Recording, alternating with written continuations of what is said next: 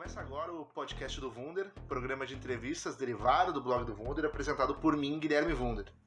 Para quem está curioso, estamos ainda na nossa primeira temporada, que tem como objetivo apresentar personalidades de Alvorada. A ideia é mostrar cidadãos que conseguiram levar o nome do nosso município de forma positiva para outros lugares. O nosso podcast conta com o apoio da PB Quadros Personalizados, do jornal A Semana e do Instituto Ecovox. Quem quiser escutar o podcast pode procurar nas redes sociais do blog do Wunder ou no site blogdowunder.blogspot.com.br.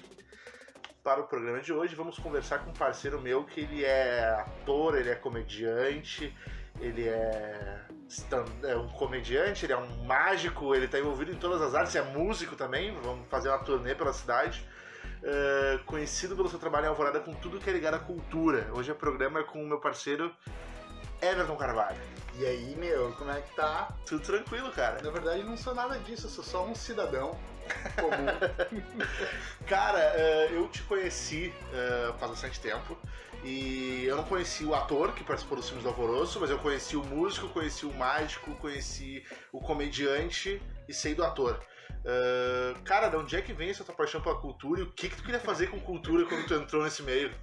Cara, desde muito criança eu sempre gostei muito de brincar inventando histórias, né? Eu acho que meu primeiro ponto de vista pro mundo, assim, sempre foi inventar histórias. Quando eu nasci, eu vivia meus pais moravam na garagem da minha avó, então eu me criei lá com pouca coisa, mas o pouco que eu tinha eu transformava em história. Eu acho que transformar tudo isso em história vai transformando também a nossa realidade, a nossa perspectiva de mundo. Eu desde sempre fui apaixonado pela sala de aula, assim. Quando eu era piá, eu já tinha certeza que na quarta série eu ia ser professor. E professor de história, que veio acontecer logo depois, assim, também. E assim como professor, eu acho que o ator, o músico, o cara que se apresenta no palco, ele tem um objetivo, que é ter um público, né? Que é ter uma plateia. Eu sempre encarei isso dentro da sala de aula e sempre encarei isso fora da sala de aula. Então, tipo, quando minhas primeiras experiências culturais, assim, dão lá dos meus 12, 13 anos, quando eu me encantei pela música, nos ensaios de rua que tinha aqui em Alvorada e tal, eu queria tocar punk rock, queria ser punk e tal. Formei algumas bandas. E no meio dessas bandas eu conheci a ONG Embrião, do Josué lá, o Pablito, foi meu colega de banda. Então, tipo, hoje eu tenho muito orgulho de também ver todo o trabalho que ele tem feito com os quadrinhos e tal. E desde lá, assim, veio esse interesse, assim, desde pequeno veio o interesse pela arte, e desde lá veio esse interesse pela cultura mais alternativa, assim. Eu trabalhava num bar quando tinha uns 17 anos, e aí surgiu os primeiros filmes do Alvoroço, assim, e aí eu decidi fazer os testes, mas eu decidi fazer o teste não porque eu queria ser ator, longe disso, eu queria, na verdade, trabalhar com produção, me interessava muito conhecer como era o cinema por trás, então, tipo, eu pensei, um bom modo de eu conhecer como é o cinema é fazer o teste pro Alvoroço. E mesmo que eu não passe como ator, eu chego pra eles e digo, me deixa dar uma olhada e ver como é que funciona a coisa e tal. E aí eu passei no teste, na real, acabei passando no teste mesmo, assim. E fiz uma amizade muito grande, tanto com o Evandro quanto com o Rodrigo Castelhano. O Rodrigo Castelhano, inclusive, cara, foi quem me apresentou os programas de edição de vídeo. E ele me ensinou muito, muito, muito. Se hoje eu gosto bastante, eu gosto também de editar, de fazer arte gráfica e tal. Tudo que eu gosto de fazer hoje tem uma pequena pitada lá, porque eu lembro que a gente gravava cenas, e aí como eu trabalhava de noite no bar, eles editavam durante o dia, eu pedia pro Castelhano para eu ficar lá na casa onde o Alvoroço estava instalado na época para produzir, eu dizia, eu fico aqui quietinho aqui, só observando como tu vai fazer. E ele, não, tranquilo, Everton. Então eu pegava uma cadeira, sentava ali e via ele trabalhando, assim, e nessa coisa de ver ele trabalhando, eu fui aprendendo, né? Então, na verdade, o meu primeiro interesse pelo cinema nem foi por um interesse de atuar, mas foi por um interesse de saber como se constrói o cinema, né? E eu acho que esse foi um pouquinho, assim, do início da coisa. A música nunca saiu, sempre teve muito presente, assim, ela foi e voltou em várias épocas da vida. Sempre gostei muito da música. Hoje me vejo assim, hoje num processo de música muito mais diferente, né? Eu acho que eu nunca aprendi a tocar. Nunca aprendi a tocar mesmo, assim, nunca. Eu sempre disse pros guris que eu era um artista de palco, diferente de um músico, assim. Porque tanto na Fluxo Imperfeito, na Metacarpo, depois na Sacolé de Pus, em todas as bandas que eu participei, eu sempre tive muita coisa muito mais teatral no palco do que a coisa do bom músico. Eu nunca fui um bom músico, era quase um Sid Vicious, assim, sabe? Que tava ali só como figura, né? Na época magrinho, agora mais gordinho, eu nem consigo considerar um, nem daria, assim. E assim foi um pouco desse conhecimento com o cinema, assim. E a partir do cinema, eu fui descobrindo outras coisas. Comecei a ajudar em alguns roteiros do Alvoroço e tal, em alguns argumentos também para os filmes, e me encantei assim pelo trabalho de produção. Claro que a vida vai atropelando, vai fazendo com que a gente vá trabalhar em outra área, porque a gente precisa sustentar também. Eu não consegui me sustentar com a arte, fui trabalhar em fábrica, trabalhar em bar, trabalhei em um monte de coisa. Meu primeiro trabalho, inclusive, foi na UNG Embrião, eu fui professor de xadrez na UNG Embrião, era um trabalho bem legal, assim, mas aí depois trabalhei em alguns locais convencionais. Eu demorei 10 anos para me formar em História, né, porque entre indas e vindas, assim, me formei finalmente, assim, e sou muito grato a isso, né, porque eu gosto como sempre falo, gosto muito da sala de aula. Faz uns 6 anos, assim, que eu conheci a arte mágica, assim, sempre fui muito amigo do Dudu Mágico, e aí numa dessas épocas ele me apresentou o Juan Araújo, que trabalhava com ele num show, e aí, cara, vendo o Juan fazendo, eu disse, cara, que massa isso, sabe, que tri isso. E aí, o Juan, a gente acabou ficando muito amigo, assim, e aí ele começou a me chamar para fazer uns shows não só com ele e com o Dudu, mas um show solo dele, e aí a gente acabou viajando para vários lugares, eu carregando maleta mesmo, carreguei maleta, montar palco e tal, e chegou uma época que ele tinha uma confiança tão grande em mim que eu montava todo o show dele. Tipo, ele só entrava no palco, fazia e eu deixava tudo pronto. Daí um dia, sei lá, a gente já trabalhava já 1 ano e pouco junto, o Juan disse assim, Everton, tu sempre montou todo o meu show, cara, tipo, tu nunca te interessou em fazer. Daí eu disse, eu sou pago pra montar o teu show, tá ligado? Não pra ficar te perguntando como faz as coisas e tal. E nisso eu já trocava umas ideias com ele sobre números e tal, ajudava eles em algumas coisas. E aí surgiu a oportunidade de fazer o curso da AMAR, né, Associação de Mágicos do Rio Grande do Sul, qual fui associado um bom tempo. Esse ano eu deixei por uma questão do que eu acredito para arte também, que eu acho que não é o que eu via dentro da associação. E eu fiz esse curso, eu ganhei esse curso, na verdade. Eu tinha uma câmera de tirar retrato, fotografia, tinha uma câmera fotográfica, e aí eu queria muito fazer o curso, não tinha dinheiro, daí eu disse, eu faço o teaser do espetáculo deles lá, o Mágicos do Sul, e tiro as fotos em troca do curso. Daí eu fiz isso, eu prestei serviço e troquei pelo curso. Fiz o curso, foi muito legal, assim. Minha primeira apresentação foi no 512, foi bem bacana, assim, foi um momento bem significativo pra mim. Tinha um mágico argentino por aí, o Daba, ele é grande referência na mágica latino-americana, e justamente no momento da minha estreia ele estava vindo dar uma conferência em Porto Alegre. Ele é um cara muito referência, muito top, e aí eu tô lá pronto para entrar no palco, e aí aparece o Daba lá, e ele senta numa mesa muito na frente do palco, assim. E, cara, a partir daquele momento eu ceguei, assim, eu já tava nervoso, então bati o refletor na cara, eu olhava pra baixo pra plateia, eu só vi o Daba, assim, sabe? Então, tipo, como assim, cara, esse cara tá aqui? Mas foi bem legal a estreia, assim, e aí eu sempre tentei mesclar um pouco da mágica com a comédia. Daqui a pouco eu comecei a me apresentar em bares de stand-up, fazendo mesa mesmo, mágica nas mesas. Chegou uma hora que perguntaram, Everton, tu não quer fazer palco? Vamos, né? Encarei palco, acabei virando mágico de palco também. E essas coisas que vão acontecendo assim, que o cara não vai esperando muito, né? E vão acontecendo uma intercalada a outra. Comecei a utilizar a mágica também em sala de aula, né?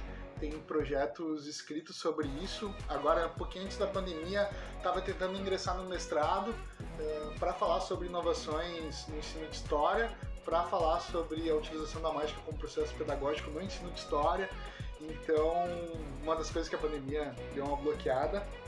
Eu tenho uma dupla hoje com o Ramon Ortiz, que é o Stand-Up Circus, que a gente faz uma mistura de mágica, malabares e comédia.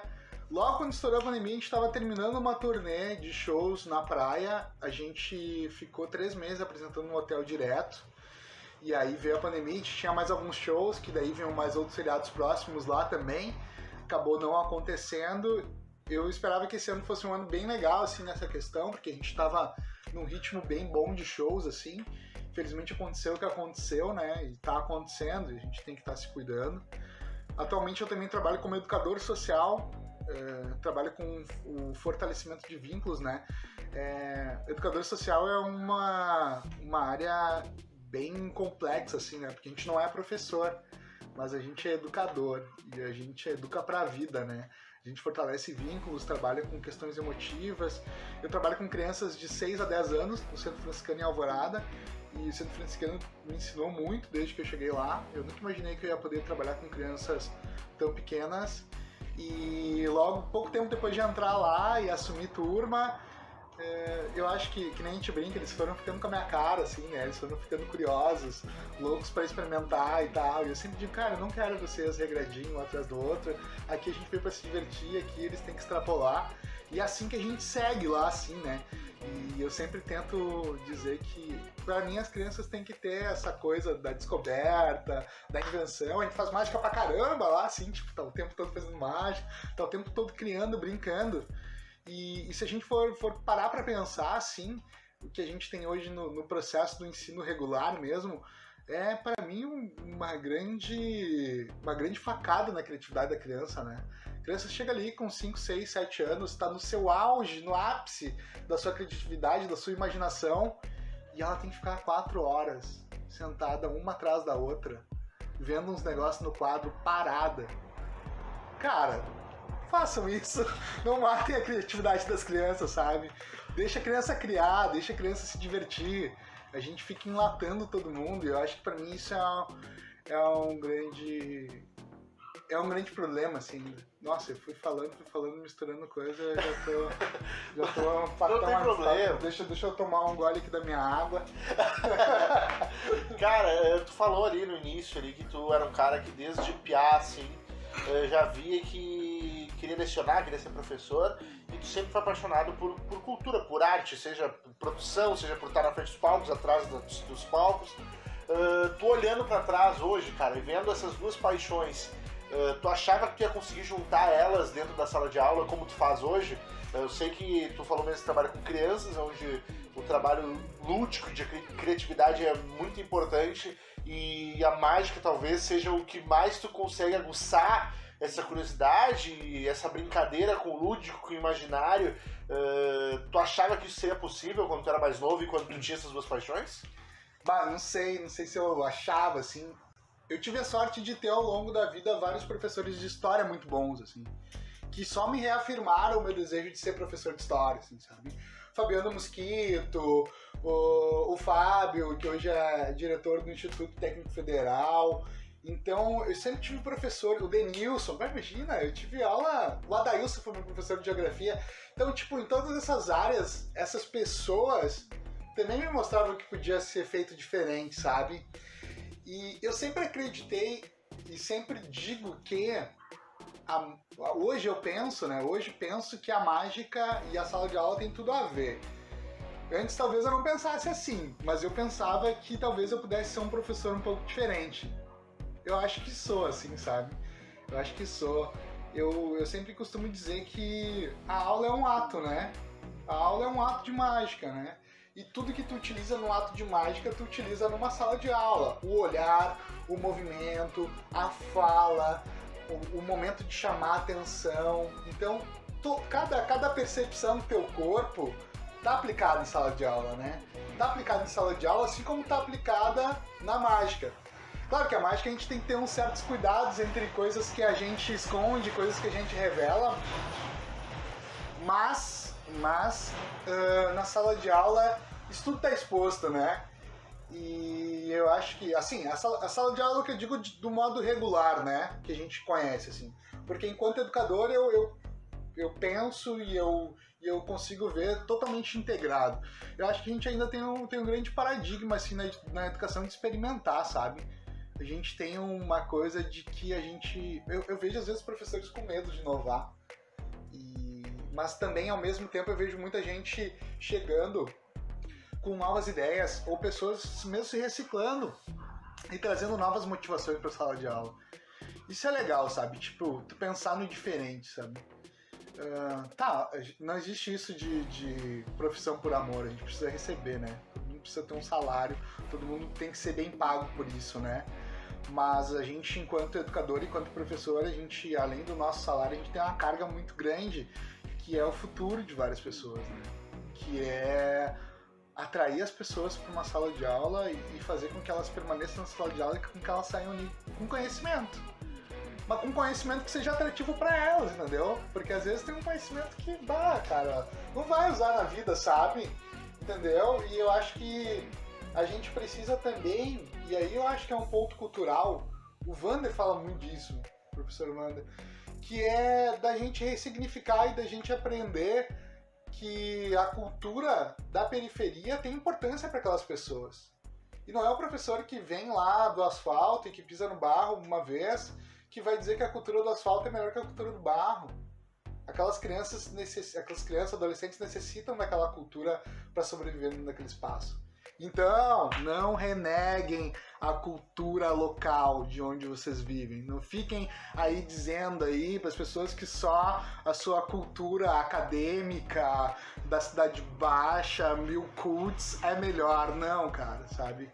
Todo mundo. Alvorada tem cultura periférica. Eu acho uma grande perda a gente ser a capital da solidariedade. Para mim, Alvorada é a capital da cultura periférica. Que outro lugar da região metropolitana que tem o seu próprio passo de dança, cara? Aí tem o cortadinho, sabe? Isso é cultura periférica. Isso é valorizar a arte da periferia, mostrar que Alvorada tem. E por que na escola a gente não valoriza isso? Não diz pra eles que essa cultura tem história, que essa cultura tem modo, que essa cultura é importante para a sobrevivência e para a consolidação deles enquanto sociedade, enquanto meio social, sabe? Então eu acho que é um pouco disso. Tu falou ali da questão dos professores que te motivaram, os caras que fizeram escolher isso, essa profissão, né, de ser professor. Tu fala assim, a gente nota que, obviamente, o tempo que tu foi aluno é muito diferente dos alunos de hoje, tá? Então, tu é um velho que não tinha telefone em sala de aula, que as concorrências eram outras. E eu noto pelo jeito que tu fala, eu sou um cara mais novo que tu, que os teus professores eram professores muito aplicados, motivados, a fim de querer fazer o troço. A gente nota que hoje, não vamos nunca generalizar, porque não é esse o objetivo, e não é possível a gente generalizar, mas hoje a gente vê uma galera que tá mais desmotivada, seja professor, seja aluno, que não tá afim na sala de aula, porque a escola não mudou dos 4 anos que da tua época, da quarta série de hoje segue igual. Antes da gente voltar pra cultura, eu queria que tu falasse, cara, o que tu acha que precisa acontecer, como é que é o desafio?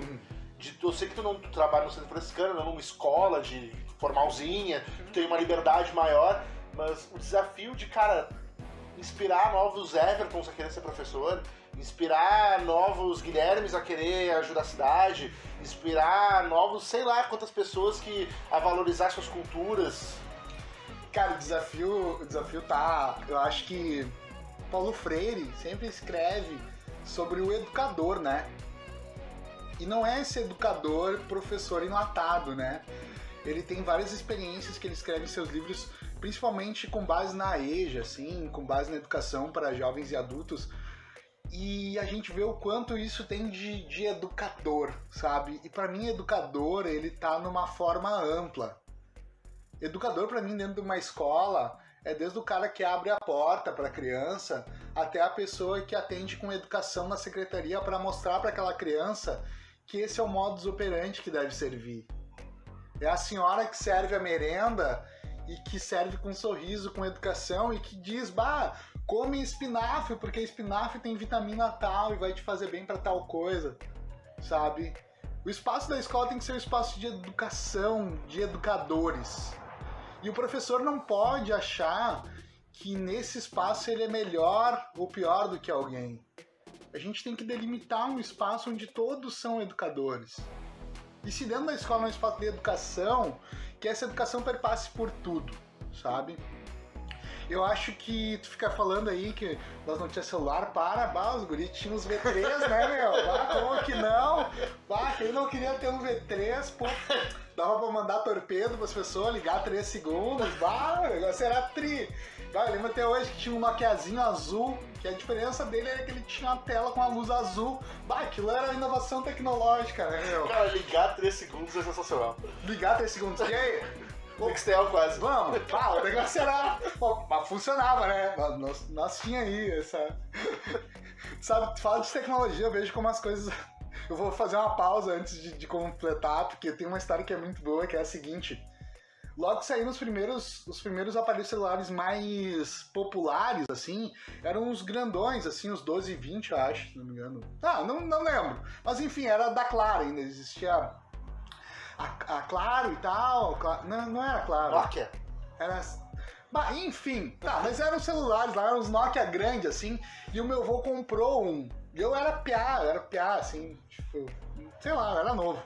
E aí eu tava lá na casa do meu avô e eu via o meu avô com aquele telefone com um cartãozinho tentando botar crédito, assim, e ele gritava, 12, 27, 48, e pá, apertava um botão.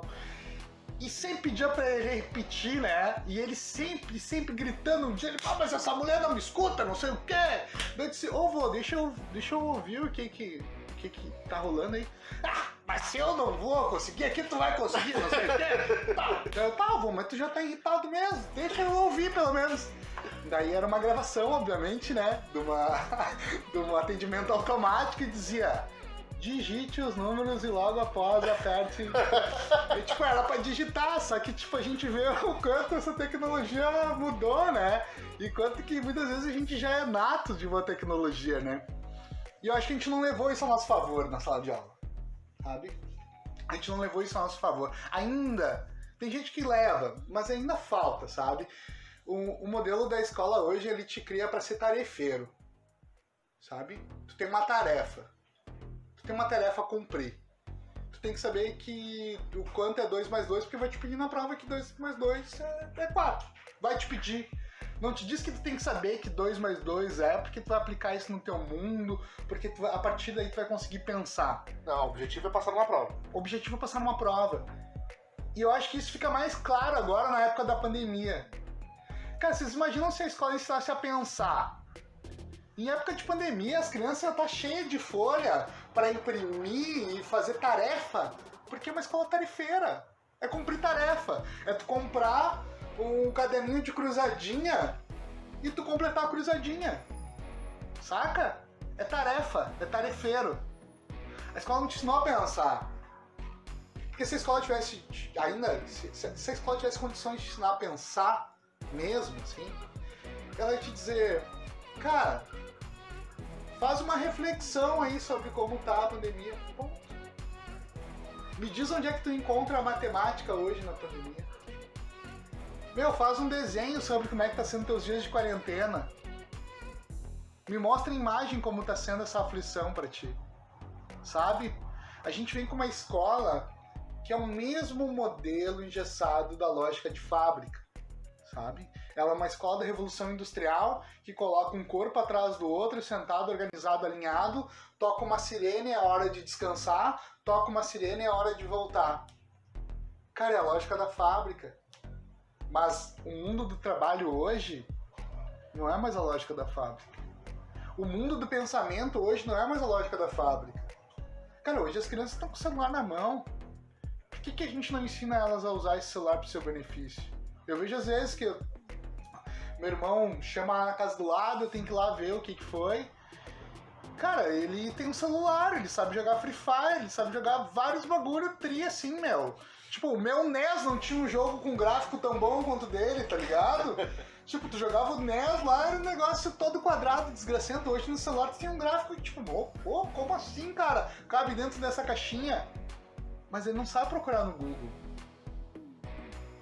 Sabe? Esses tempos ele tava atucanado, que ele tava vendo sobre a água, sobre os estados da água. Daí ele, eu não sei o que fazer. Digo, tá, mas tu tem um celular na mão, cara. Tá, mas e como é que eu pesquiso? Cara, como é que eu pesquiso? Isso deveria ser, pode ser ensinado, pode ser pauta de sala de aula. Cara, como? Não, tu entende? Como é que eu pesquiso? Como é que eu pesquiso? Já parou pra imaginar agora, com essa tecnologia toda, alguém te perguntando como é que eu pesquiso? Como é que usa o Google? Sabe por quê? Porque não se dá autonomia para as crianças pensar. Porque se a criança erra, a escola é erro ou acerto. Não tem opinião. Ou tu deu a resposta certa, ou tu deu a resposta errada. Não tem o teu ponto de vista. A cabeça dele funciona. Se eu não souber pesquisar exatamente certo, eu vou achar o errado. Sabe? Então, eu fico muito aflito com isso, sabe? Com esse tema. Claro, a gente não pode ser utópico achar que tudo vai mudar da noite pro dia. Mas eu acho que a gente precisa de uma mudança, sabe? A gente precisa de uma nova perspectiva educacional, de motivação. Motivação falta. A gente sabe quanto que a gente tem professores aí sofrendo de depressão, sofrendo das mais várias doenças aí, e a gente não tem um cuidado com eles, né? E quanto falta essa motivação, seja, sei lá, talvez possa ser um salário digno, talvez possa ser espaços criativos, espaços colaborativos. Muitas vezes o salário em dia. Muitas vezes o salário em dia, né? A gente sabe, não é, como eu disse, não é só por amor à profissão, né? A gente faz porque a gente precisa, né? A gente quer ganhar um salário, né? E tu vê uma perspectiva, assim, óbvio, que como tu mesmo disse, não se muda da noite por dia, é um trabalho de formiguinha, e a tua parte, a formiguinha Everton tá trabalhando, mas tu olhando, tu tá dentro do meio, melhor que eu pra falar sobre isso, tu vê uma perspectiva de mudança, tu vê uma perspectiva de que num futuro próximo, ou não tão próximo, mas pelo menos no horizonte se enxerga algo diferente? Cara, eu penso que a gente tá vivendo um tempo sombrio, que a educação é cada vez mais colocada para baixo, a gente tem menos investimentos em educação, tudo que não se quer que as pessoas pensem. Acho que tem muita pesquisa na área, sabe? Acadêmica, tal. A academia tem que chegar na vila. A academia tem que pôr o pé no barro. A academia tem que enxergar a cultura periférica. A academia tem que ver o que está rolando aqui. E tem que mostrar um pouco de talvez o que possa ser uma nova visão sobre o todo. Esse distanciamento vai se alargar cada vez mais quando se investe cada vez menos em pesquisa, quando se incentiva cada vez menos novos projetos educacionais, quando se ataca cada vez mais a educação, quando se atrasa o salário de professor, quando não se dá a devida importância para a educação, a gente retrocede. E eu acho que a gente está no momento de retroceder. Sabe? O momento é um momento de retrocesso. E sabe o que esse momento de retrocesso faz? Faz recuar todo o avanço que tu teve até agora. Então, a curto prazo, eu não vejo uma educação saindo do engessamento. Se não for pela vontade. Se alguém disser assim, eu realmente tô vendo que eu tô fazendo tudo isso mesmo, que eu tô ali só por só pelo final do mês e azar meus alunos. E aí é uma coisa de paixão, né? E aí a gente mexe com o outro lado, que a educação não pode ser só paixão. A educação tem que ser valorizada. Então, eu não vejo uma saída a curto prazo, não, assim. Eu nem tô na academia, teoricamente, para se falar disso, né? Fiz um trabalho sério da academia há pouco, mas... enfim, eu acho que eu quero retornar, se tudo der certo, assim, para continuar os projetos e tal. Mas eu quero que isso seja aplicado, sabe? Tem tanta coisa que fica só no papel. Não quer um livro na biblioteca, quer apresentar a rua. Não vale a pena, sabe? Não, e às vezes, às vezes, vejo umas pessoas que têm tudo para fazer umas pesquisas massa, sabe? Ô, velho, por que tu não investe a pesquisa em educação pra transformar? Mas daí os caras, porra, vão pesquisar umas paradas que não vai transformar a vida de ninguém, sabe? Não vai ser nem colocado em prática. Não vai ser nem colocado em prática, mas daí não me serve, entendeu? Tipo, vai pesquisar, sei lá, os botecos da vida. Pô, não, né, cara? Tu trabalha com educação, velho. Vamos melhorar a tua prática de ensino em sala de aula. Vamos pesquisar alguma coisa que vai transformar os teus alunos. Daí enfraquece, né? Enfraquece o movimento. Cara, antes você tava falando de cultura periférica e a gente sabe por todas as áreas, um cidadão, como tu falou, mas por todas as áreas da cultura que tu passou, seja cinema, tanto frente quanto atrás das câmeras, quanto roteiro, quanto música, quanto stand-up, quanto mágica. Cara, o que é o que tu mais gosta de fazer? Tu gosta de... Eu sei que tu gosta de tudo, tu vai... Não me vem com uma resposta política, tá em cima do muro. O que é que tu mais te pilha, ou o que tu tá mais pilhado a fazer hoje, então? Sabe que a pandemia veio com uma coisa muito maluca assim na minha cabeça, né? Que eu tive que parar um pouco de fazer mágica. Senão acho que eu ia enlouquecer. Mas aí vem um desafio aí, o pessoal do Colabora lá me convidou pra fazer um show online. E aí eu tive que voltar, né? Até porque, tipo, todos os meus números de mágica têm contato com o público. E eu tive que reinventar, né? Tava ali fazendo com uma tela, cara. Estranho, mas daí tive que reinventar. Eu gosto muito da mágica porque a mágica me permite contar história. A mágica me permite desafiar. Mas a mágica também tem...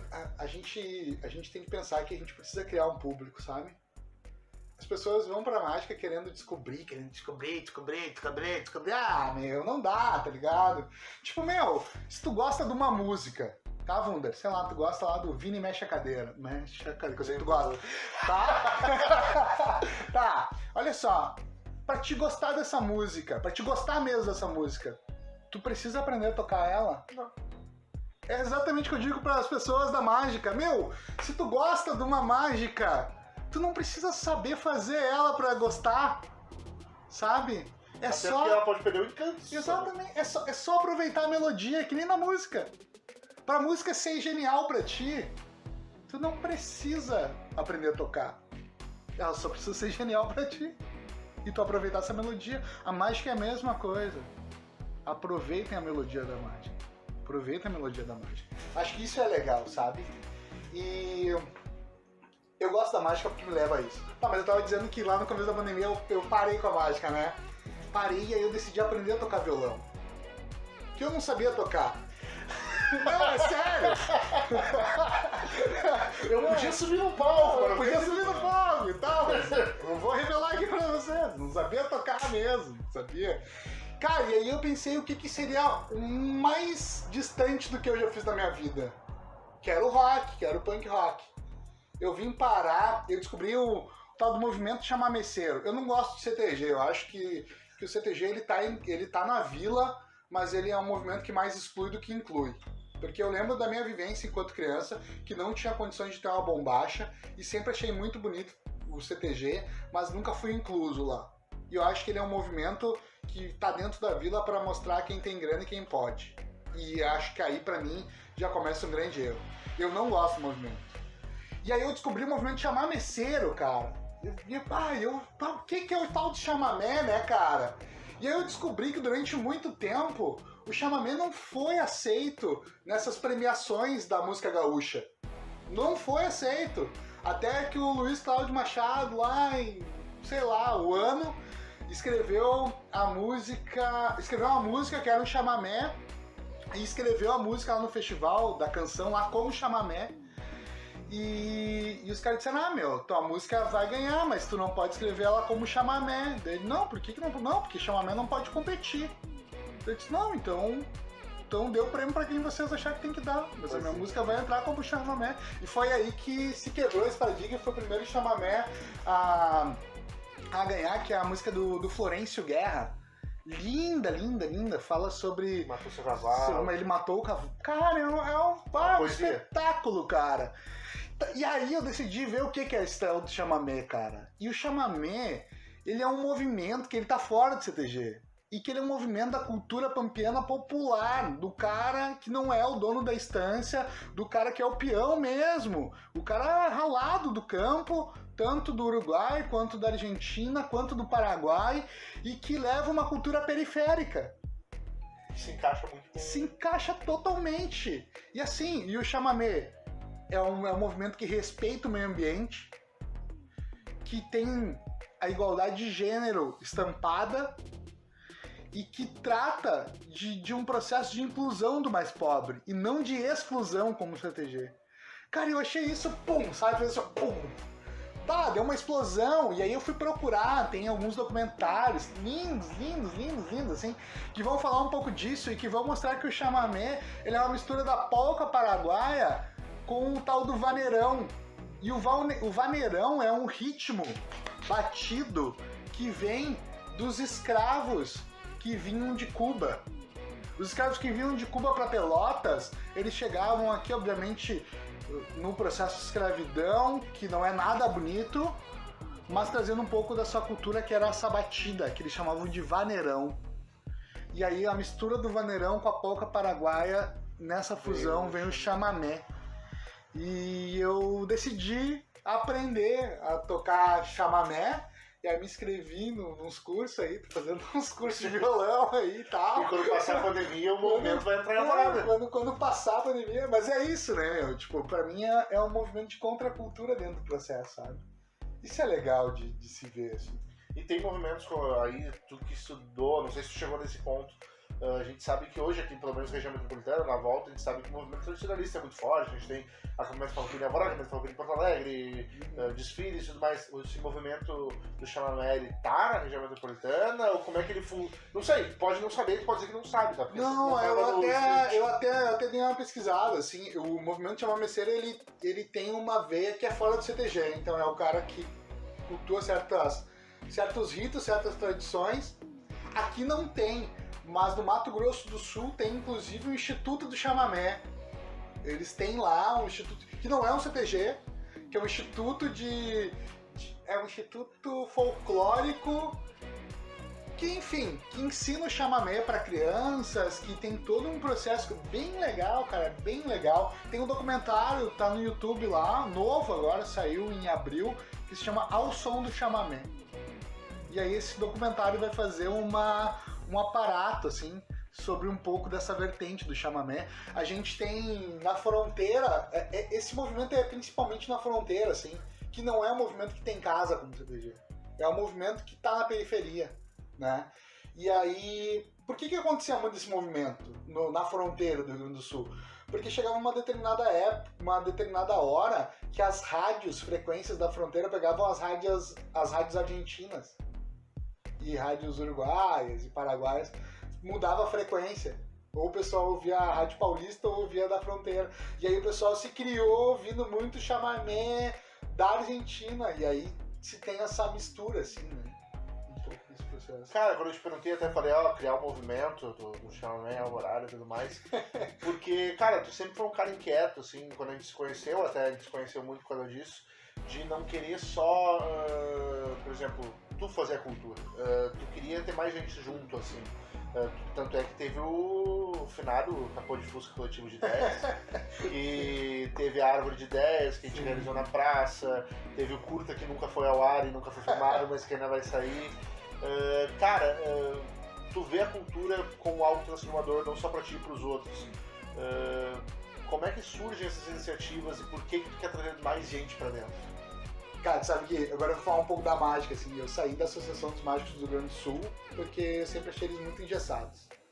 E eu sempre tive a mágica como um processo progressista. Eu acho que ela tem que... Por que as pessoas não gostam de mágica no Brasil? Se a gente for, por exemplo, pra Argentina hoje, tá? Um dos maiores artistas da Argentina hoje se chama Agustín Radagás. Quem é o Agustín Radagás? O mágico. Ele é um mágico, stand-upero e músico. O cara é fantástico. Ele é eu, só que bom. Cara, ele é muito bom. Radagás. O cara é incrível, assim. E por que na Argentina, no Uruguai, a mágica chega? Porque a mágica na Argentina e no Uruguai, ela tá em todas as camadas sociais. Meu, é uma dificuldade pra te achar mágicos negros no Brasil. Mágicas mulheres no Brasil. Se a gente for pra um público trans, pra um público LGBT, cara, a gente vai a quase nenhum. E olha, eu tô pra te dizer, eu não conheço nenhum. Não conheço nenhum. Por quê? Porque a mágica é o... Primeiro que eles não se consideram como um artista circense, né? Parece que o mágico tá separado dos outros. Eu acho isso um grande erro. Segundo, que não chega na camada popular, porque qualquer coisinha de mágica que tu vai comprar é uma grana, velho. Eu sempre me virei, sempre fiz escambo ali, ó. Sempre fui lá, troquei um vídeo por uma parada de mágica, comprei mais barato, piratinha os DVDzinhos, vou deixar aqui registrado. A gente sabe, faz isso aí, né, meu? Não adianta. Não adianta, é caro, velho. Não é pra gente que nem eu. Eu sou insistente mesmo, sabe? Não é. Mágica é coisa... Cara, e eu saí porque em março ia ter a primeira reunião do EMA. EMA, que ironia do destino, né? Mas chamava EMA, chama EMA mesmo. Que é Encontro Mágico Alternativo. Qual é a intenção do Encontro Mágico Alternativo? Cara, formar público. E formar gente da periferia interessada em mágica, cara. Sabe? Eu sou um branquelo também, meu. Sabe? Mas eu não quero. Eu quero que mais gente faça mágica. Cara, a mágica só vai crescer no Brasil e ser realmente considerada como arte do brasileiro quando ela chegar na camada popular. Esses dias eu tava dando entrevista para outro podcast e eu dizia que se a mágica fosse um esporte no Brasil, ela seria um esporte das Olimpíadas de Inverno. Ela seria aquele curly, sabe? Que vem passando a vassourinha com aquele bagulho que parece uma chaleirinha. Ou seja, ninguém pratica, sabe? Sem acesso. Exatamente, sabe? Então, meu, por que a arte mágica não é popular no Brasil, cara? Por causa disso, por causa do acesso. E as pessoas têm que ter acesso, não é acesso... Cara, o acesso que eu digo não é o acesso à revelação. É o acesso à importância que a arte mágica tem para as pessoas. Enquanto formação de imaginário, enquanto criatividade, enquanto ferramenta que te dá para te encarar vários processos da tua vida. Sabe? Cara, é um exercício lindo. Onde tu pode expressar da forma que tu quiser. E por que isso não tá, sabe, com as pessoas? Porque isso é restrito a um pequeno grupinho que é um clube de bolinha. Tem que acabar com isso aí, sabe? Tem que acabar com isso aí. Mas sim, eu partilho dessa coisa. É que nem eu digo, eu acho que não pode só ser o cara a fazer as coisas, sabe? Eu quero que mais gente faça. O capô surge assim, né? É uma galera. Quando a gente fala da árvore de ideias e quando a gente tentou fazer o curta, que ainda vai um dia sair. Vai sair. Foram coisas que entrou muita gente, né? Muita gente nem conhecia, né? Eu acho que é isso, sabe? A gente tem que compartilhar, que nem tu falou, tem que compartilhar essas inquietações, sabe? Eu não posso achar... Cara, eu não posso achar que se eu dominar todo o processo da arte mágica eu vou ser o melhor. Não, cara, eu não quero ser o melhor. Eu quero que ela se difunda. E com ela se difundindo, eu vou ver pessoas evoluindo e eu vou querer evoluir. E por consequência, eu vou me tornar melhor. Né? Então, tipo, cara, não adianta eu estar aqui agora e dizer, bah, meu, eu quero fazer mágica, mas eu não tenho ninguém pra compartilhar comigo isso. Sabe? Tipo, bah, olha a técnica que eu aprendi. Cara, eu não tenho ninguém pra compartilhar isso, assim. Guardar só pra ti também não vale a pena. Guardar só pra mim não vale a pena, né? Eu faço esse trabalho com as crianças, assim, desse resgate, assim. E eles aprendem desde pequeno lá que a arte mágica é pra se olhar, pra se imaginar, pra se apreciar. E pra se ter respeito, pra aprender a se postar, pra ajudar no trabalho da escola, porque ajuda na memorização, né? Ajuda na imaginação, conta histórias interessantes. Então, eu acho que tem tudo disso, assim, de um pouco, assim, sabe? Cara, antes da gente encerrar, a gente sabe que a gente tá numa pandemia onde a cultura foi a primeira área afetada, provavelmente vai ser a última a voltar, devido à aglomeração. Tu mesmo sabe, a mágica precisa de gente, o stand-up, que a gente tava produzindo os eventos, precisa de gente, a gente precisa, tem movimento de gente, isso vai demorar. Quando voltar, não sei se aí tu pode teorizar, eu queria saber quando tu acha que volta. E eu quero saber, quando voltar, o que tu quer fazer? Sabe que eu Tirando a nossa turnê pelos bares de Alvorada. Sabe que eu pensava isso ontem? O que eu quero fazer quando voltar? Meu, eu quero fazer show de mágica em todas as praças de Alvorada que eu não fiz. Sério. Tá, nas praças que ainda sobraram, né? Porque, vamos e convenhamos, essas praças estão um horror, né? Vamos dar uma atençãozinha. Cara, eu quero fazer show de mágica a full. Eu quero mostrar para as pessoas que a mágica existe, sabe? Eu quero fazer isso. E eu digo que eu sou um privilegiado, né? Porque eu trabalho com educação social e a gente não parou lá no Centro Franciscano, a gente deu um jeito de atender as crianças, não presencialmente, mas a gente vem se virando e eu não vivo só da arte, né? Tem muitos amigos meus que vivem só da arte, que estão passando por um período muito complicado. Muito complicado. É coisa de passar fome mesmo, sabe? Da gente tentando ajudar como pode. Assim. Cara, eu acho que não volta antes de 2021. Pela forma com que está se lidando com a pandemia, sabe? Pela forma com que está se tratando a pandemia. Tá se achando que isso é uma brincadeira e desse modo a coisa só vai piorar. Eu acho que a gente ainda não chegou no pior em Alvorada, por exemplo. Acho que o pior em Alvorada está por vir. E continuar caminhando não.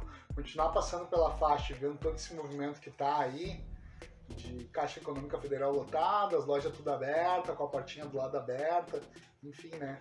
Nessa portinha do lado aberta até o prefeito pegou o coronavírus. Então, assim, galera, eu quero muito estar na rua, eu quero muito estar fazendo mágica pra vocês, mas vamos se ajudar também, né? E eu tô louco pra ir pros botecos tocar contigo, cara. Eu já tô com um repertório bem bom aí, meu. Ó, já tem lembranças, vai, aquela música bonita, uma valsinha. Já tem Clave de Lua. Ah, tá louco, batendo água. Tem umas músicas. Eu já tô com carro também, eu vou começar a fazer. Não, acho que eu quero fazer isso. Cara, eu durante muito tempo eu achei. Durante muito tempo, enquanto piá, eu achava que. O cara sempre acha que tem razão das coisas, sabe?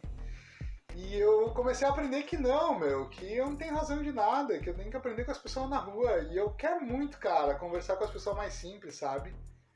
Porque se a mudança não tá na galera da academia querendo fazer força pra coisa acontecer, meu, então vamos conversar com a galera popular pra ver o que eles têm a nos dizer, o que a gente pode transformar, sabe? Então, eu acho que esse meu movimento do violão também tem um pouco disso, sabe? De conversar com uma camada um pouco... Conversar com a galera mesmo, sabe? Tipo, da gente se movimentar mais, sabe? De atrair mais gente, assim, sabe? Punk rock não dava, você não gostava muito. Cara, eu nem sei quanto tempo deu e não interessa, porque eu acho que sempre as boas histórias é que prevalecem, independente do tempo. Cara, eu gostaria só de agradecer mais uma vez por ter topado participar desse modesto podcast que está chegando no seu 4º episódio. Os R$200 tu deposita depois? Não é isso, não tem cachê, mas... Cancela, paga! Cara, muito obrigado, velho. Tu sabe quanto eu te admiro o teu trabalho enquanto jornalista, assim. Tu é um cara que eu acompanho o teu crescimento, literalmente, assim, né? Nessa área, eu vejo o quão bom tu tem te tornado, assim, né? Falta tocar um violãozinho ainda também pra nos acompanhar, né? Que eu acho que vai dar uma melhorada. Mas enfim, eu acho que tu é um cara que sempre que eu preciso tá sempre ajudando e tem um trabalho incrível e Wunderzão na cabeça, é isso aí, hein? Galera, a gente tá chegando ao fim a mais um podcast do Wunder. Peço mais uma vez que vocês visitem o blog do wunder.blogspot.com.br ou procurem pelo blog do Wunder nas redes sociais, deixem seus comentários, sugestões e ideias. A gente volta numa próxima edição, ainda sem data, com mais histórias de expoentes como o Everton, expoentes aqui de Alvorada. Eu peço que vocês não deixem de conferir e a gente se encontra em breve, gente. Até mais, tchau, tchau. Falou, amigo!